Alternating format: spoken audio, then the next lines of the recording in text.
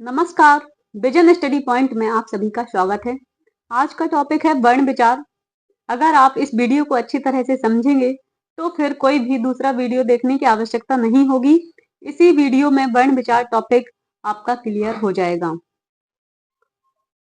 चलिए देखते हैं वर्ण विचार। वर्ण उस मूल ध्वनि को कहते हैं जिसके खंड या टुकड़े नहीं किए जा सकते हैं, या हिंदी भाषा में प्रयुक्त सबसे छोटी इकाई वर्ण कहलाती है, जैसे छोटा, बड़ा, छोटी, बड़ी, छोटऊ, काखा आदि। ये वर्ण है जो भाषा की सबसे छोटी इकाई होती है, जिसके खंड नहीं किए जा सकते हैं। मानक देवनागरी वर्णमाला के अकॉर्डिंग वर्णमाला स्वर छोटा, बड़ा, छोटी, बड़ी, छोटऊ, बड़ऊ, ए, ऋषि, ए, ऐ, ओ, औ कितने हैं? 11 स्वर हैं। अनुस्वार अंग और आहा को अनुस्वार कहते हैं। व्यंजन का से माता की स्पर्श व्यंजन है। ये 5 वर्गों में डिवाइड होते हैं। का वर्ग, चा वर्ग, टा वर्ग, ता वर्ग, पा वर्ग। का उच्चारण स्थान, का वर्ग का उच्चारण स्थान होता है कंठ। का वर्ग का उच्चारण स्थान होता है कंठ। चा वर्ग का उच्चारण स्थान होता है तालु। टा वर्ग का उच्चारण स्थान होता है मूर्धा। ता वर्ग का उच्चारण स्थान होता है दंत। पा वर्ग का उच्चारण होता है ओष्ठ। ये क्या क्या है? स्पर्श व्यंजन है जो 5 वर्गों में डिवाइड रहते हैं। अंतस्थ व्यंजन यारा लावा, ऊष्म व्यंजन सा ह, संयुक्त व्यंजन छत्रग, क्या और सरा। ये 2 वर्णों के योग से बनते हैं। आगत वर्ण का, खा, गा, जा, झा, फा, या। आगत वर्ण हिंदी वर्णमाला में काउंट नहीं किए जाते हैं।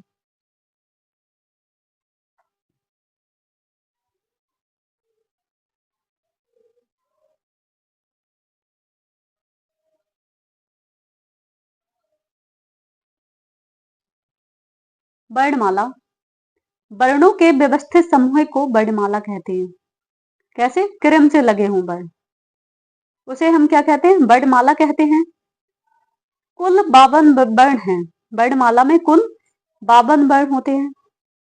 इसमें पहले स्वर वर्णों तथा बाद में व्यंजन वर्णों की व्यवस्था है। पहले हम स्वर लिखते हैं और फिर बाद में व्यंजन लिखते हैं। जैसे आ से स्टार्ट करते हैं, का से नहीं होती है वर्णमाला। और इसको क्रम से लगाना है। जैसे छोटा के बाद बड़ा है, बड़ा आता है, छोटी आता है, फिर बड़ी आता है।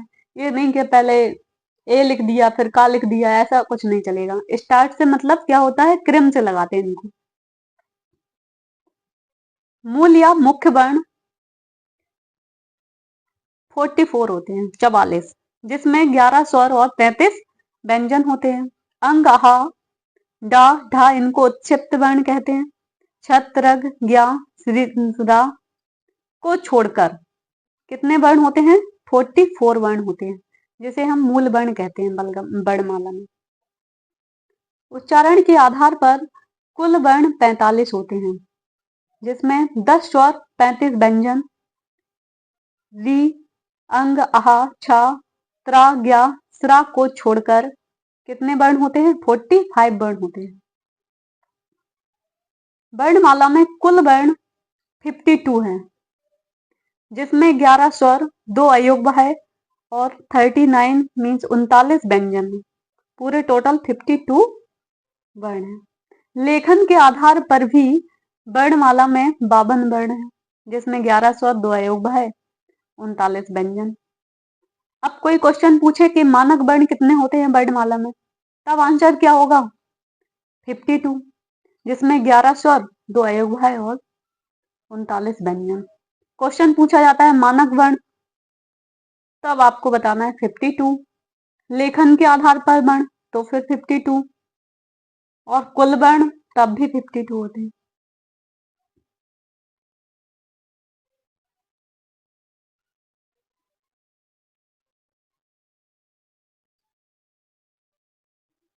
मानक देवनागरी वर्णमाला।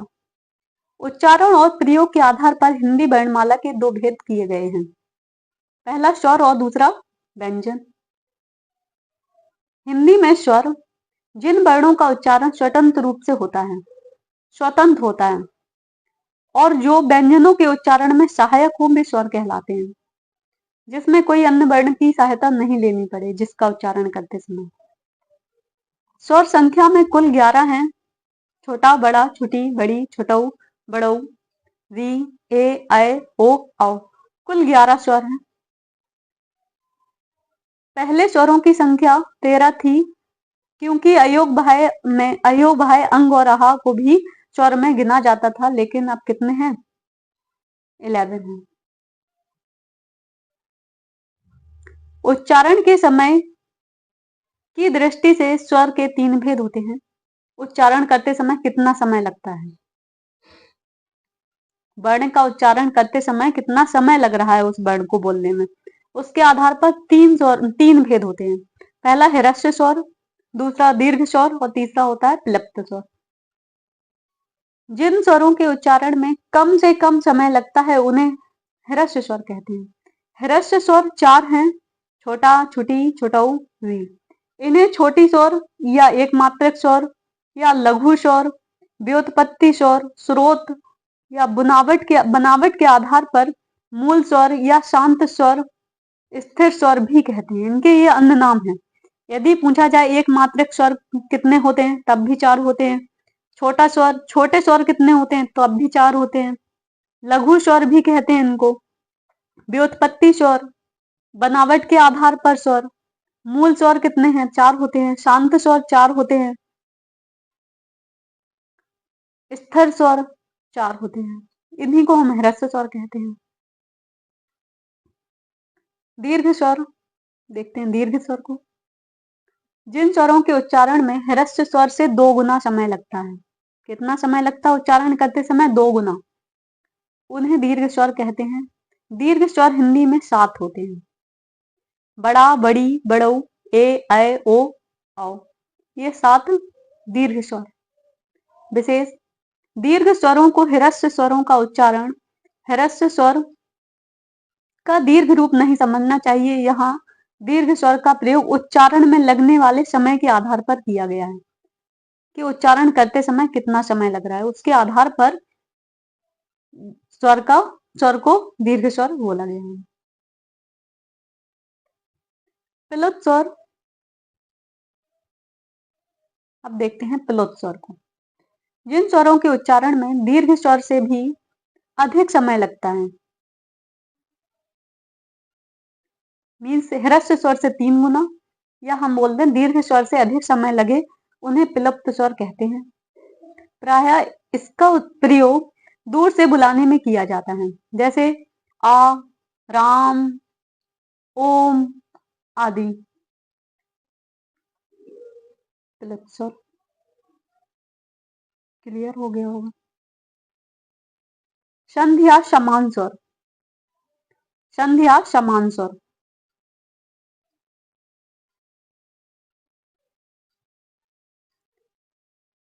जब 2 विजातीय या भिन्न या असमान स्वर एक दूसरे से जुड़ते हैं, तब जो नया स्वर बनता है उसे संयुक्त या विजातीय या अश्वर्ण या असमान स्वर कहते हैं।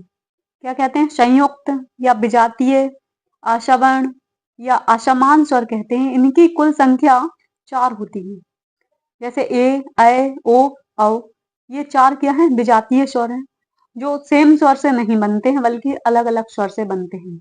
जैसे छोटा प्लस छोटी मिलाकर ए बनता है, छोटा प्लस ए मिलाकर ऐ बनता है, छोटा प्लस ऊ मिलाकर ओ बनता है, छोटा प्लस ओ मिलाकर औ बनता है।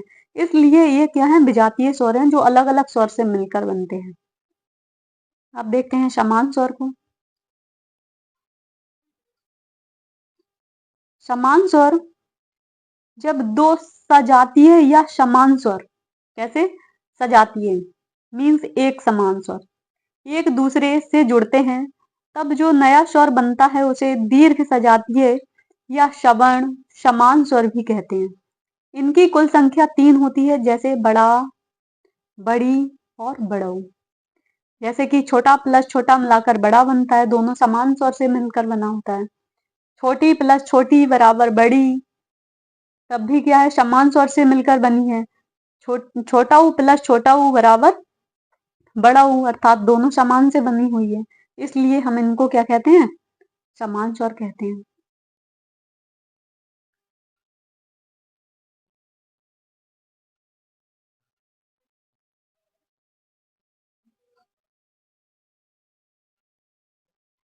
जीभ के आधार पर, जीभ के प्रयोग के आधार पर स्वर के 3 भेद होते हैं, अग्र स्वर, मध्य स्वर और पक्ष स्वर। जिन स्वरों के उच्चारण में जीभ का अग्र भाग काम करता है, मीन्स जीभ की टोन मतलब आगे वाला भाग, उसे अग्र स्वर कहते हैं। ये स्वर निम्न है, जैसे छोटी, बड़ी, ए, ऐ। क्वेश्चन पूछा जाएगा अग्र स्वर कौन सा है, 4 ऑप्शन होंगे, छोटा ऊ, ए, ओ, ई, जिसमें अग्र स्वर क्या है, ई है। जब हम आगे वाले भाग से जिसका उच्चारण होता है उसे अग्र स्वर कहते हैं।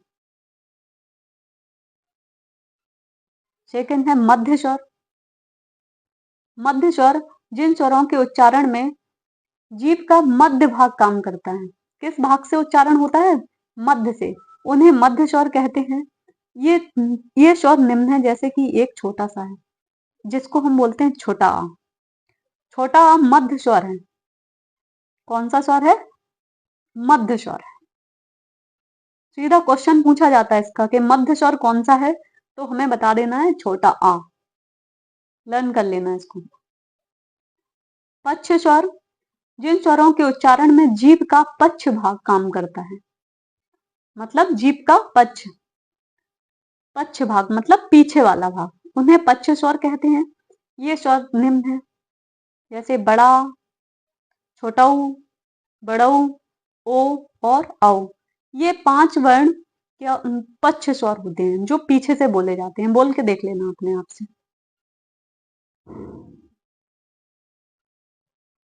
समृत और विवृत स्वर। समृत और विवृत स्वर कौन कौन होते हैं? समृत स्वर के उच्चारण में मुख द्वारा, मुख का जो द्वार होता है वो शकरा होता है, शकरा हो जाता है। ये संख्या में 4 होते हैं, जैसे ई, बड़ी, छोटा ऊ और बड़ा ऊ। ये 4 वर्ण समृत स्वर कहलाते हैं। छोटी, बड़ी, छोटा ऊ, बड़ा ऊ, समृत स्वर। सीधा एक क्वेश्चन पूछा जाता है इसका, समृत स्वर बताइए, तो छोटी, बड़ी, छोटा ऊ, बड़ा ऊ। अर्धसमृत स्वर। अर्धसमृत स्वर के उच्चारण में मुख द्वार कम सकरा होता है। कैसा होता, कम सकरा होता, थोड़ी सा खुल जाता है। ये संख्या में 2 होते हैं, ए और ओ। अर्धसमृत स्वर 2 होते हैं, ए और ओ। विवृत स्वर, विवृत स्वर के उच्चारण में मुख द्वार पूरा खुला होता है। कैसा खुला रहता है, पूरा, जैसे आ, फिर आ, तो मतलब क्या है इसका, पूरा जब मुख का द्वार पूरा खुल जाता है उसे हम विवृत स्वर कहते हैं। मतलब कि ये कौन कौन होते हैं, आ और आ में जो चांद बिन्नी रखी हुई है, आ।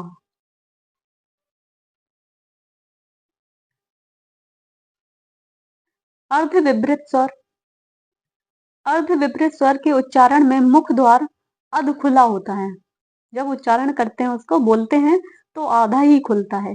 ये संख्या में 4 होते हैं, छोटा, ऐ, आओ और ओ।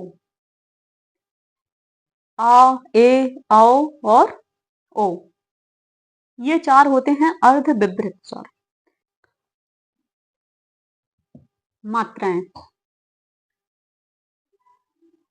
स्वरों के बदले हुए स्वरूप को मात्रा कहते हैं, या उच्चारण करने में लगने वाले समय को मात्रा कहते हैं। स्वरों की मात्राएं निम्न है, मतलब कि जहां बड़ा आता है उसका हम मात्रा के आधार पर ही उसको लिखते हैं। सीधा हम स्वर कहीं पर भी नहीं लगाते हैं। जैसे ई की जगह पर मात्रा लगी हुई है खीर, ऊ की मात्रा जैसे गुलाब, ऊ नहीं बनाएंगे। बड़ा ऊ मतलब भूल, ऊ का कन्वर्ट हो गया किसमें, मात्रा में। तो इसी को हम क्या कहते हैं? मात्रा कहते हैं। स्वरों के बदले हुए स्वरूप को ही मात्रा कहते हैं। अब देखते हैं हम व्यंजन को। व्यंजन जिन वर्णों के पूर्ण उच्चारण के लिए स्वरों की सहायता ली जाती है। किसके लिए? उच्चारण करने के लिए। वे व्यंजन कहलाते हैं। अर्थात व्यंजन बिना बिना स्वर की सहायता के ही नहीं बोले जा सकते।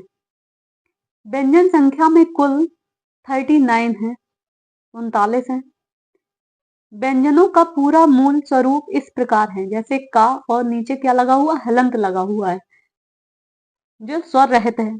चा, छा, जा, झा, ता, था, दा आदि ये क्या है? हलंत रहित है, मतलब कि ये क्या है? स्वर रहित व्यंजन है आदि। आ लगने पर व्यंजनों के नीचे का हल चिन्ह हट जाता है, तब इस प्रकार से लिखे जाते हैं, जैसे का, छा, छा, जा, झा, टा, था, धा आदि प्रकार से लिखे जाते हैं। इनका हलंत हट जाता है। व्यंजन के 3 भेद होते हैं: स्पर्श व्यंजन, अंतस्थ व्यंजन और ऊष्म व्यंजन। अन्य अलग होते हैं, मुख्यतः 3 ही होते हैं। स्पर्श व्यंजन, इन्हें 5 वर्गों में रखा गया है और हर वर्ग में 5-5 व्यंजन हैं। हर वर्ग का नाम पहले वर्ग के अनुसार रखा गया है। जैसे का वर्ग, मतलब कि पहला वर्ण के अकॉर्डिंग ही इसका नाम रखा गया है। चा वर्ग, चा के नाम पर रखा गया है, चा, छा, जा, झा, एणा। टा वर्ग, टा वर्ग के अंतर्गत टा, ठा, डा, ढा, एणा। और ये 2 होते हैं उच्छिप्त व्यंजन, ये भी स्पर्श व्यंजन के अंतर्गत आते हैं। ता वर्ग, ता, था, दा, धा, ना। पा वर्ग, पा, फा, बा, भा। ये स्पर्श व्यंजन होते हैं जो 5 वर्गों में विभाजित होते हैं: काचा, टा, ता, पा। अंतस्थ व्यंजन, अंतस्थ व्यंजन निम्न 4 होते हैं। कौन कौन से? या, रा, ला, वा।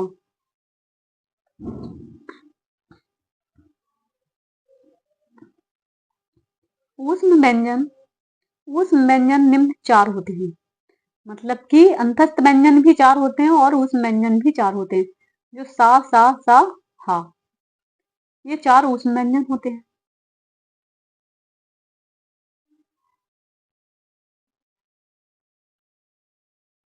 संयुक्त व्यंजन, वैसे तो जहां भी 2 अथवा 2 से अधिक व्यंजन मिल जाते हैं, कैसे 2 या 2 से अधिक व्यंजन मिल जाते हैं, वे संयुक्त व्यंजन कहलाते हैं। किंतु देवनागरी लिपि में संयुक्त के रूप के बाद परिवर्तन हो जाने के कारण इन 4 को ही गिनाया गया है, जिसका रूप परिवर्तन हो जाता है। जैसे ये 2-2 व्यंजनों से मिलकर बने हैं, जैसे छा किन 2 वर्णों से मिलकर बनता है? तो का और सा षटकोण के साथ से क्या बनता है? दोनों मिलकर छा बन जाता है। जा और इणा से ज्ञा बनता है। ता और रा से त्रा बनता है। सा और रा से श्रा बनता है। इनके शब्द लिखे हुए हैं। अयोग्य, अयोग्य, अयोग्य हमेशा स्वतंत्र रूप से प्रयोग नहीं होता है, क्योंकि यह स्वयं में अयोग्य है, सिर्फ साथ चलने में सहयोगी है। हिंदी वर्णमाला में इसके 2 रूप होते हैं: अनुस्वार और विसर्ग। अनुस्वार और विसर्ग। अनुस्वार बिंदु होता है, ये विसर्ग होते हैं। अनुस्वार, अनुनासिक और विसर्ग।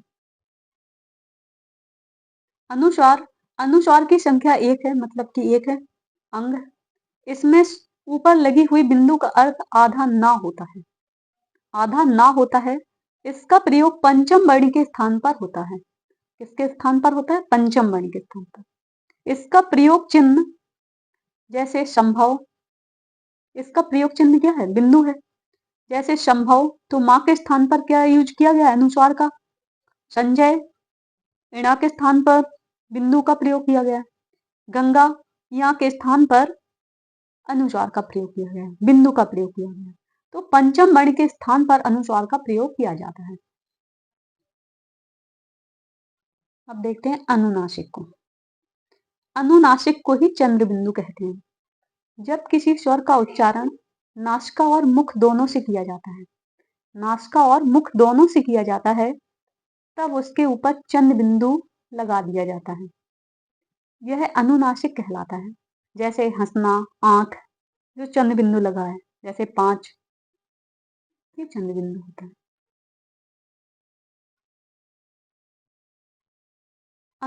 अनुनासिक के स्थान पर बिंदु का प्रयोग कब करते हैं? मीन्स चंद्र बिंदु के स्थान पर कभी कभी बिंदु का प्रयोग करते हैं। कब करते हैं?